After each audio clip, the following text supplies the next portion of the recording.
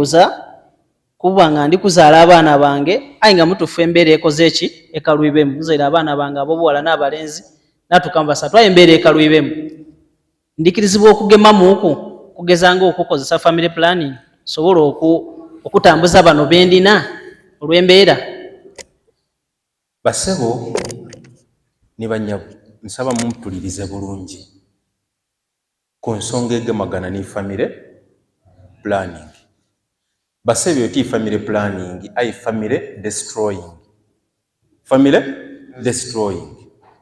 Lwakuba nti abantu abasinga bungi titwidi buzibu na mitawaana giri mu kukozesa methods da family planning ediriwo saawe. Era bonaja n'obuuza ina abasawo ng'olina mukwano gw'oyino nga musawo ayina kuba ati va ku family planning. Va ku mpeke, va ku mpiso, va ku kaweta, va ku ki, va ku kondomu. Olw'okuba obuzibu buli kyendogeraawo kirina ebizibu byakyo.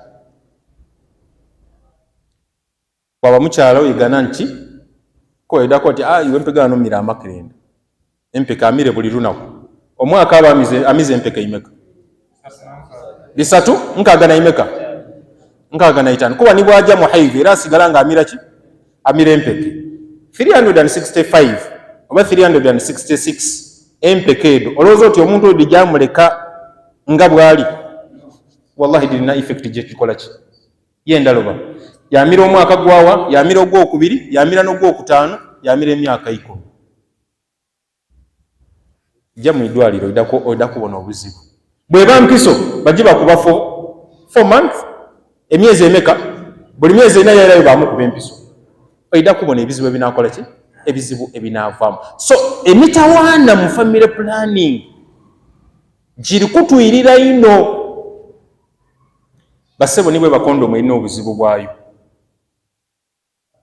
kuba Allah yatonda omuntu nga gulina kuba mubiri ku mubiri noti mubiri ku kaveera kuba akaveera kano kalina heat kahiitinga buli lwe kahiitinga kaleeta eki ebizibu. Ekyokubiri omusaada buli lwaba mu kikolwa eky'obufumbo nabano y'omukyala ekola ki eyasama ekola ki eyasama nga yetegekeire okuba nikyegema ayebawo yasama paka lweyewumba mu kwewumbaku okwo problems.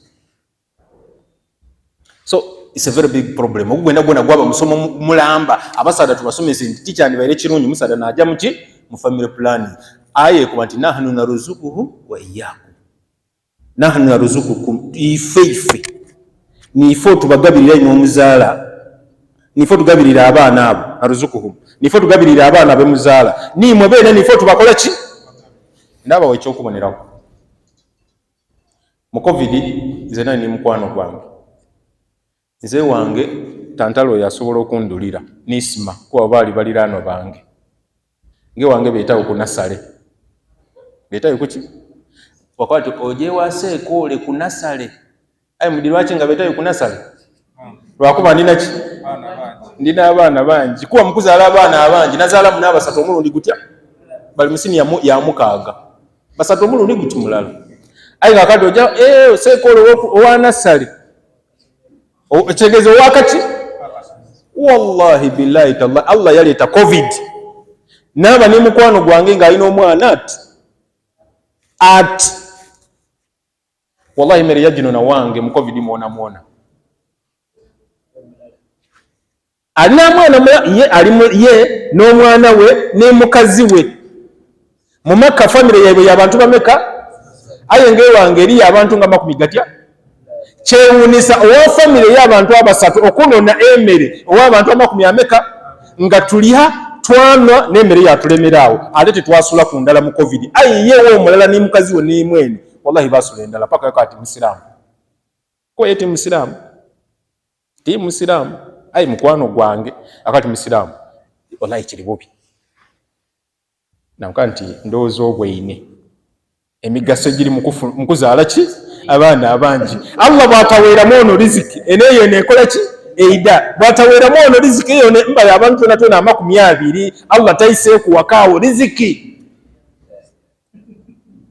Nze banabbe era ndi kwayonka oli kibona ndi kwakola ki. Family planning erina ebizibu byayo. Ekitiibwa kyaife abasiraamu kiri mu kuzaala. Tanaakahu takthuru. Nabbi atwala nti muwase mube bangi. Fa inni ubahi bikum al umam yawm al qiyamah. Lunaku lw'enkuba eno nja kubeenumirizaamu nti okweine ekibinja ekyo kyonna kyonna kyani kya Nabbi Muhammad sallallahu alayhi wasallam. Mpegaana aneeyagala atya nga ife tugemyemu mu mita. Basebo mulekule basiraamu mulekule ayi ngaera mukola ki okupulaninga musabe Allah.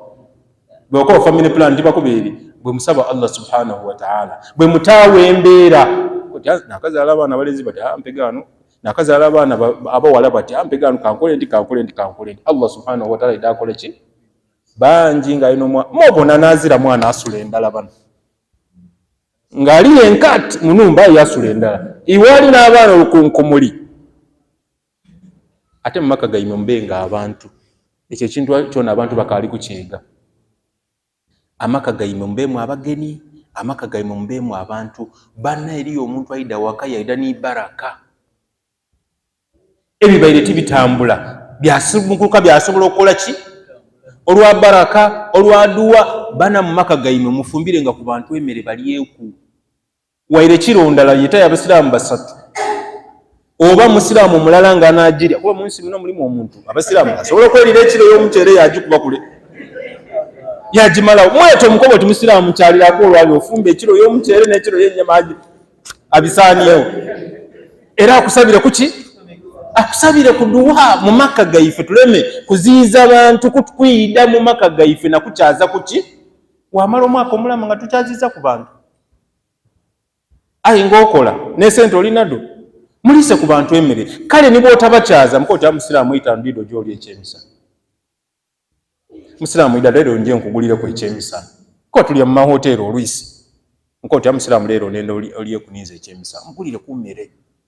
Emikisa barakati emikisa gida kwida muki emikisa gida kwida mu maka ife bene nife tuyigalire emikisa gyaife waba n'emitwalo gy'ebi ayi nga wallahi toyenda kutula kuwaire biti samya kuba ya musiraamu kyamisana ndikwenda chapati ya bitya chapati ya ayo ko olingirire ebiri ko wallahi okutula ku kebiri kandi nga kutuleko ebimeka nga kutuleko ebitano wafuuka n'akali akaani. Twigulewo ensonga ya family planning ensonga yeetaagisa abasiraamu imwe tubasensitizinge mube n'imani nti Allah subhanahu wa ta'ala naagaba, Allah naatuwa abaana, Allah naatuwa riziki. Kuba omwana bw'aba mu nda ya maama we mu bintu bye bamuwandiika kuba muwandiika ku riziki ye gy'ajja okufuna. Bw'obanga akaali kwetongola riziki eyo eba mu mikono gyo iwe. Riziki eba muki mu mikono eikira ku iwe oba payipu y'amaadi kutuusa wale eba n'asimululira amaki amaadi. Ate mulebe okodowalira baana baimwe omuntu Mungu amuwa riziki wallahi yabanga mukodo yamala omwezi nga wakati ganiini ekiro ya nnyama asada balimu nga tiganiini ekiro yaki ya nnyama ate yagigula ye mwene yali half kilo namba akoti ya ibn Adamu kyono oguze kiro kyokka iwolire half kilo. Aidinze mpegaano nenda bansiikire kwawo bamusiikira ku yagikoona bwe bafumba neya era esuwaani bakola ki. Inna lillahi wa inna ilaihi rajiun. Tube basaasizi eri families daife. Abaana b'oveewo balire ebituufu ati baba akoze eki afiire mu mazima olwobe kuvaawo kati omwana alira mu katono yakwati baba afiire aye abaire ankolera ki. Abairewo nga tetulya kunya, abairewo nga tisoma, abairewo nga tangulira lugoye mpegaano ki nga yerirere mu nsonda kati bampe ekikopo kya buugi nga awulutula buugi nga tanikaneko waira maani yo Arsenal bikoze bitya wallahi mu mbeera oti neeyo tajja kukifiiringa. So tubise bulungi families daife, abaana baife tubabise bulungi, abaana baife tuboole, abaana baife tubasomese empisa enungi. Ensonga ya family planning tulina kuina tugisomese insha Allah nga tufunye obwire, oyidirero obwire bwafuuka obwire. Naam, asembayo tuje. Salamu